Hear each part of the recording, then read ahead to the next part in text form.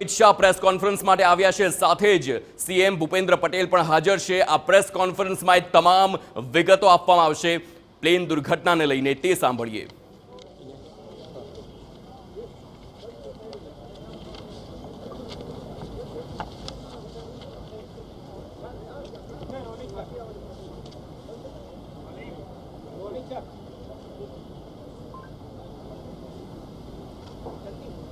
आज दोपहर को एयर इंडिया की फ्लाइट संख्या AI 171 दुर्घटनाग्रस्त हुई और कई पैसेंजर इसके अंदर हताहत होने की संभावनाएं हैं। इस घटना से पूरा देश क्षुब्ध है और पूरा देश एक साथ पूर्ण संवेदनाओं के साथ ये जो दुर्भाग्यपूर्ण हादसे में पैसेंजर हताहत हुए हैं, इनके परिजनों के साथ खड़ा है। सबसे पहले मैं भारत सरकार, गुजरात सरकार, भारत सरकार के प्रधानमंत्री जी और गुजरात सरकार की ओर से भी जो लोग हताहत हुए हैं, इनके परिजनों के प्रति गहरी संवेदना व्यक्त करता हूं। 10 ही मिनटों में हादसे के भारत सरकार के पास सूचना पहुंची। तुरंत ही मैंने मुख्यमंत्री जी, यहाँ के गृह मंत्री, होम डिपार्टमेंट के control room, civil aviation department, civil aviation मंत्री, सभी से संपर्क किया। प्रधानमंत्री जी का भी तुरंत ही फोन आ गया और भारत सरकार और गुजरात सरकार के सभी डिपार्टमेंट एक साथ होकर राहत और बचाव कार्य में लगे। इस विमान में कुल मिलाकर 230 यात्री देश के और विदेश के और 12 क्रू मेंबर सवार थे। इसमें से एक यात्री का बचने का अच्छा समाचार मिला है, मैं उनको मिलकर आया हूं।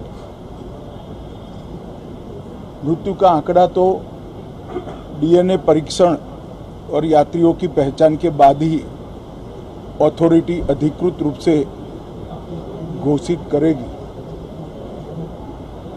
मगर जो यात्री बचा है उसको मैं मिलकर आया। घटना के तुरंत बाद गुजरात सरकार ने बहुत त्वरा से डिजास्टर मैनेजमेंट की सारी इकाइयों को अलर्ट करते हुए, चाहे हेल्थ डिपार्टमेंट हो, चाहे फायर ब्रिगेड हो, चाहे पुलिस विभाग हो, भारत सरकार की भी CAPF को संपर्क कर सभी ने एक साथ मिलकर राहत और बचाव का कार्य चालू किया। मगर 1.25 लाख लीटर ईंधन जो विमान के अंदर ही था और लगभग गर्मी तापमान इतना ऊंचा हो गया कि किसी को बचाने की मौका ही नहीं मिला। अब मैं घटना स्थान पर भी जाकर आया हूं। सारे यात्रियों के मृतदेह को बाहर निकालने का काम लगभग समाप्त हो चुका है। जितने यात्रियों के परिजन यहां पहुंच चुके हैं वो सबका DNA लेने की कार्यवाही भी 2-3 घंटों में समाप्त हो जाएगी। विदेश में जिनके परिजन हैं उनको सूचना देने की कार्यवाही समाप्त हो चुकी है और जैसे ही पहुंचते हैं उनके भी डीएनए सैंपल लिए जाएंगे और मृतदेहों की पहचान के लिए जितने मृतदेह मिले हैं इनके भी डीएनए सैंपल लेने की कार्यवाही समाप्त हो चुकी है। गुजरात में ही लगभग 1000 के आसपास डीएनए टेस्ट करने पड़ेंगे। ये सभी टेस्ट करने की क्षमता गुजरात में विकसित है, तो डीएनए टेस्टिंग के लिए कहीं गुजरात के बाहर जाने की ज़रूरत नहीं पड़ेगी। गुजरात की एफएसएल और नेशनल फॉरेंसिक साइंस यूनिवर्सिटी दोनों मिलकर कम से कम समय में डीएनए का परीक्षण पूरा करने के बाद परिवारजनों को अपना परिजन का मृतदेह सौंपने का काम करेंगे। उनके रहने की सुविधा, उनकी सांत्वना की सुविधा, जिनको मेडिकल प्रॉब्लम ट्रॉमा के कारण हुए इनकी मेडिकल की सुविधा, ये सारी व्यवस्था बहुत सुचारू रूप से हो चुकी है। अभी रिव्यू मीटिंग में ये सारी व्यवस्थाओं को हम सब मंत्रियों ने साथ में मिलकर देखा है। एविएशन डिपार्टमेंट ने अपनी जांच शुरू कर दी है और जांच तेजी से आगे बढ़े इसके लिए भी एविएशन मंत्री जी ने सूचनाएं दी है। मैं फिर से एक बार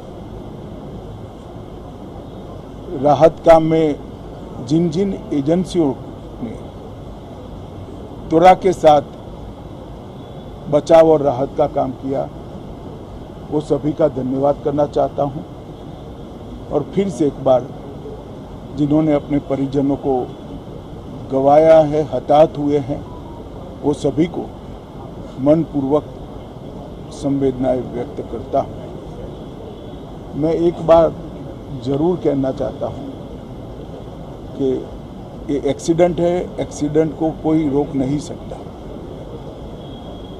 परंतु 365 दिन 24 घंटा इस तरह की घटना के लिए प्रशासन का जो अलर्टनेस है उसकी कसौटी उसी वक्त होती है जब ऐसी घटनाएं होती है। और आज गुजरात के डिजास्टर मैनेजमेंट की तैयारियों का एक प्रकार से दुर्भाग्यपूर्ण तरीके से मगर कसौटी हुआ और बहुत त्वरा के साथ यहाँ पर काम किया गया, वो पूरे देश के मीडिया के सामने और परिजनों के सामने भी आया है। अंत में मैं फिर से एक बार